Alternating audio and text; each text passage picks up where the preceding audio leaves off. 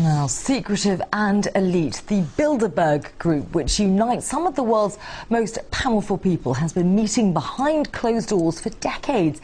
Its activities have become shrouded in a mist of conspiracy theories, with some claiming the members are trying to create a new world order.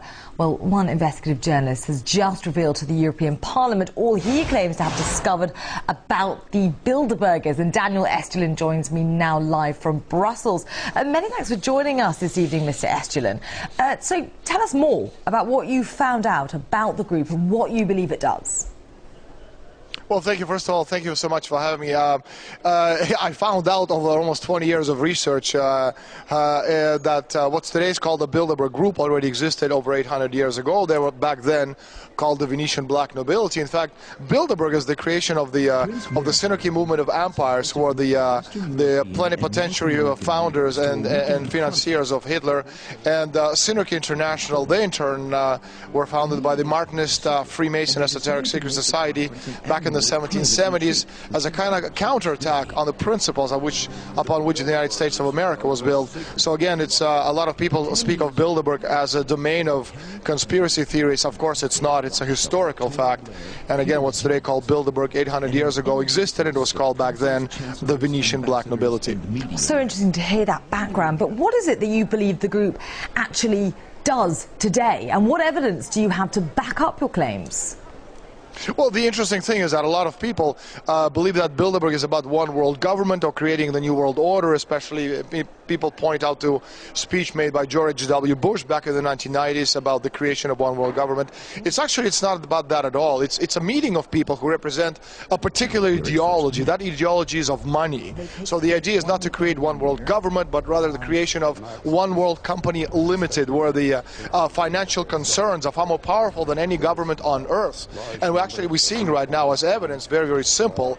We had, you see, in Europe we had nation states. We had countries with our own constitutions, our own flags, our own currencies, our own monetary policies, and now we don't have any of that. The entire Europe is being led and directed through Brussels. In that sense, Spain, where I live, it has a currency. We lost it. We had a constitution.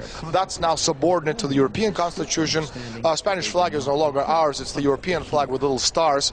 And of course, the monetary policy is decided somewhere else. And we can see what they're doing, and Greece is a very good example of that. That destruction, we're witnessing, and Spain, of course, is going to be the next country to go.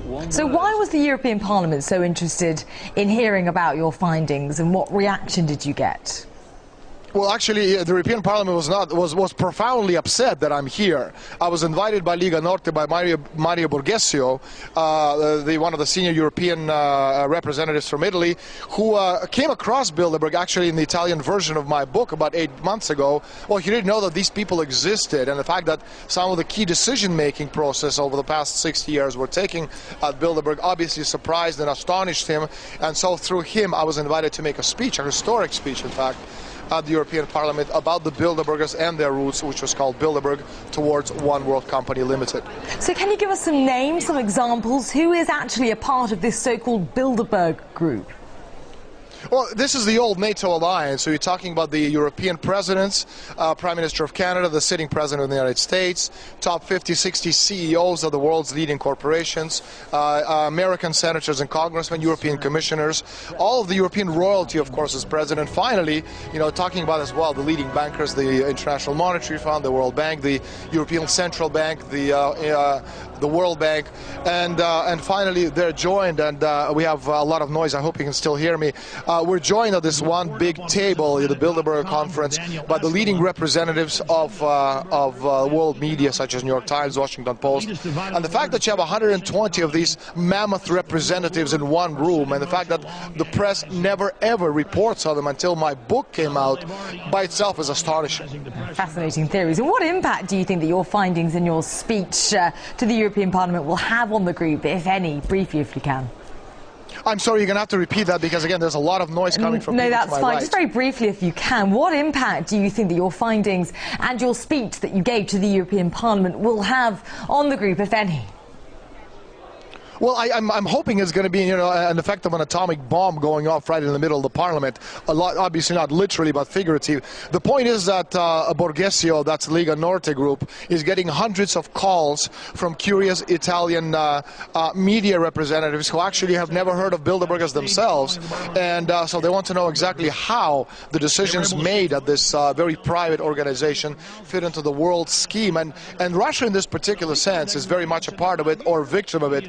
As I reported back in 2005, by the summer 2008, Bilderbergers at their meeting talked about pushing the oil price to about $150 a barrel, and then they decided to push the oil price down, orchestrating it fall to about $30 a barrel, and it directly affects Russia because, again, China and Russia are the two main enemies of the people who are trying to create this one world government, and Russia having a lot of oil, if you can actually destroy the oil price and push it down, you're destroying Russia's economy. And China, on the other hand, which has no oil to speak of, anything you make requires a lot of oil. So by pushing the oil price, by orchestrating, you know, the price at $147.50 a barrel, you're destroying the Chinese economy. So yes, Russia, is, needless to say, has been on the receiving end of the Bilderberger planning and scheming. Okay, fascinating theories and a frightening thought, a figurative atomic bomb taking off in the European Parliament today. Okay, for now, many thanks. That was investigative journalist Danielom Estulinom talking to us from Brussels.